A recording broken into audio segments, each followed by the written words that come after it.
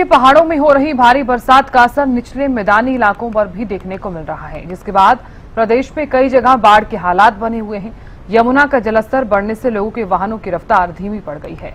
भारी बारिश के कारण सुखना लेक के फ्लड गेट को खोला गया, जिसके कारण किशनगढ़ की ओर जाने वाले रास्ते के पुल के ऊपर से पानी का बहाव शुरू हुआ, जिसके कारण पुल के साइड वाली ग्रिलिंग टूट गई है। पुल का कुछ हिस्सा जमीन में धंस गया है। प्रशासन इसे ठीक करने में लगा है। पुल के ऊपर से वाहनों को बंद कर दिया गया है। साथ ही लोगों को भी पुल के ऊपर खड़ा होने के लिए मना किया जा रहा है।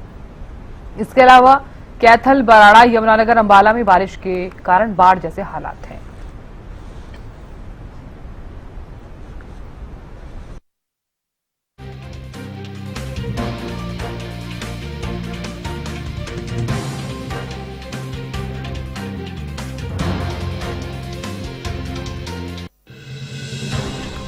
और खबर पर ज्यादा जानकारी के साथ बल्लभगढ़ से संवाददाता रजत सिसोदिया जुड़ गए हैं। रजत, देखिए, लगातार पहाड़ों पर जो भारी बरसात हो रही है उसका असर मैदानी इलाकों पर भी लगातार देखने को मिल रहा है।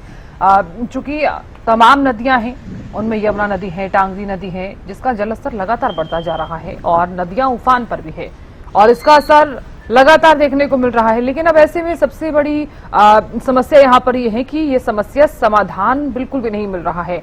लोगों की ये समस्या दिन ब दिन बढ़ती जा रही है। लोग क्या सावधानियां बरत रहे हैं और प्रशासनिक अधिकारी कितने एक्टिव नजर आ रहे हैं?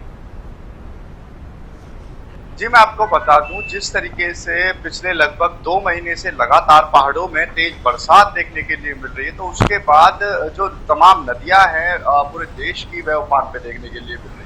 जहां एक और पूरे देश में कहीं ना कहीं जो जल आपदा आई हुई है, ऐसे में फरीदाबाद में भी जो है बाढ़ जैसे हालात बने हुए हैं। क्योंकि आपको बता दूं कि जब हथनीकुंड बैराज से लगभग 3 लाख क्यूसेक से अधिक पानी छोड़ा गया, तो कहीं ना कहीं ओखला बैराज से जो पहले पानी छोड़ा गया था, तो वहां पे इस चीज के लिए पहले ही स्पेस रख ली गई थी, क्योंकि प्रशासन को पहले ही अंदाजा लग गया था कि पानी जो है पीछे से छोड़ा जाएगा।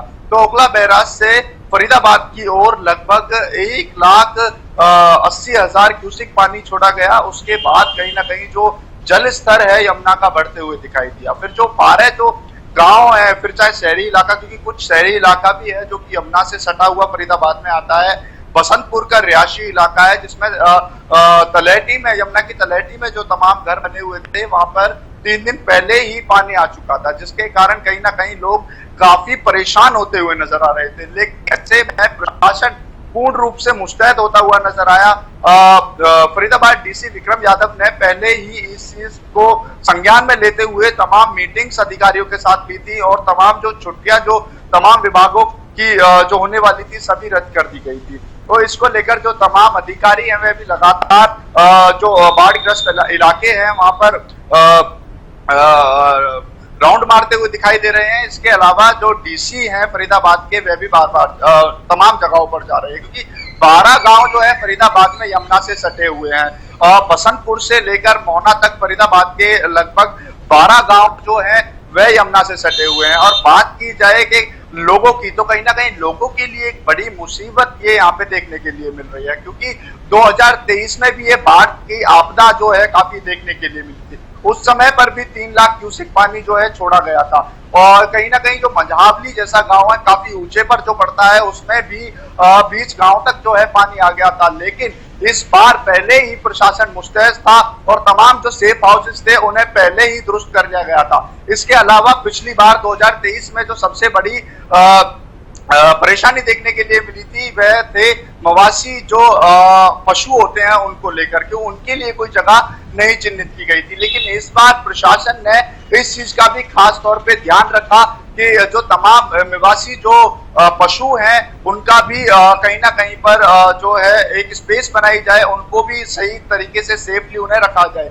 तो इस बार जो तमाम तैयारियां थी पहले ही दुरुस्त की और अभी भी जो तमाम जिनके घर हैं जो पानी में डूबे हुए हैं, वे या तो अपने किसी रिश्तेदार के घर चले गए हैं या फिर जो सेफ प्लेसेस जो बनाई गई हैं वहां पर ठहरे हुए हैं। तो कहीं ना कहीं इस बार जो बाढ़ से निपटने के लिए तमाम जो प्रशासन था वह मुस्तैद नजर तो आया, लेकिन कहीं ना कहीं किसानों के लिए एक बड़ी आपत्ति, क्योंकि लगभग 1000 एकड़ से ज्यादा जो फसल है वह बर्बाद हो चुकी है इस बाढ़ के बाद। तो कहीं ना कहीं जो किसान है वह बेचारे काफी परेशान होते हुए आंखों में से आंसू उनके नजर आए, क्योंकि देखिए मेहनत पूरी साल की जाती है एक फसल के लिए, लगभग 6 महीने लगते हैं, और ऐसे में जब ऐसी कोई आपदा आ जाती है तो कहीं ना कहीं किसान के लिए एक बहुत बड़ी परेशानी आती है। वह ऐसा फील करता है जैसे उसके किसी परिवार में कुछ आपदा आई है। तो ऐसे में किसानों के लिए भी इस बार प्रशासन ने काफी खास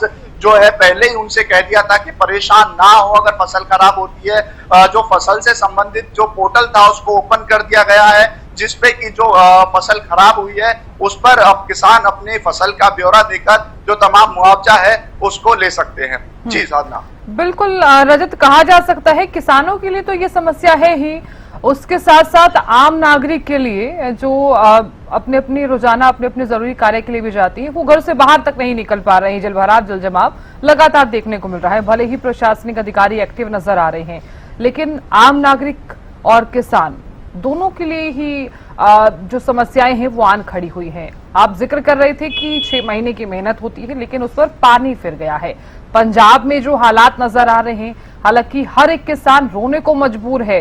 यही हालात हरियाणा में भी देखने को मिल रहे हैं, क्योंकि धान का सीजन भी चल रहा था, लेकिन उस पर पानी फिर गया है।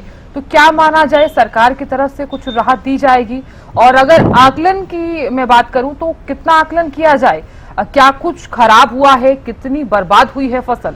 2023 में भी यही हालात नजर आए थे।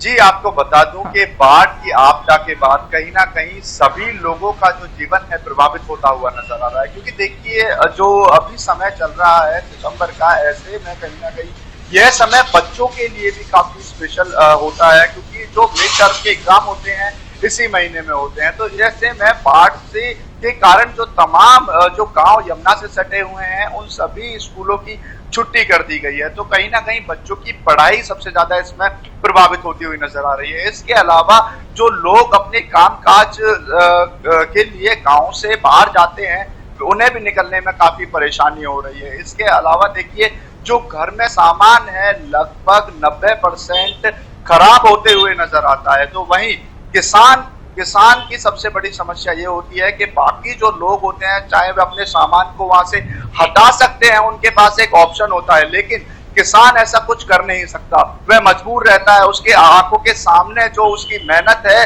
वह खराब होती उसे दिखाई देती है। तो ऐसे में कहीं ना कहीं किसान के लिए जो ये बाढ़ है काफी ज्यादा परेशान जनक करने वाली चीज है, काफी दिक्कत देने वाली चीज है, क्योंकि आंखों के सामने जब पूरी मेहनत पानी में मिलती हुई नजर आती है तो इससे अंदाजा लगाया जा सकता है कि किस तरीके से परेशानी किसान को झेलनी पड़ रही है। तो ऐसे में सरकार भी पूरा ख्याल रखते हुए किसान का जो पोर्टल है उसको पहले ही खोल दिया गया था, ताकि जैसे कि पहले 2023 में कुछ किसानों को दिक्कतें आई थी कि उन्हें जो उनकी फसल जो खराब हुई है उसका ब्यौरा करवाने में उन्हें दिक्कत आई थी। लेकिन इस बार जो है बाढ़ आने के जैसे संकेत मिले थे तो तभी जो तमाम सेफ हाउसेस जब बनाए जा रहे थे, मेडिकल सुविधाएं वहां पर पहुंचाई जा रही थी, उसी समय पर जो पोर्टल है उसको भी ओपन कर दिया गया था, ताकि किसी भी किसान को किसी भी तरीके की कोई परेशानी ना हो। हालांकि अगर बात की जाए प्रशासन की ओर से दी जाने वाली राहत की,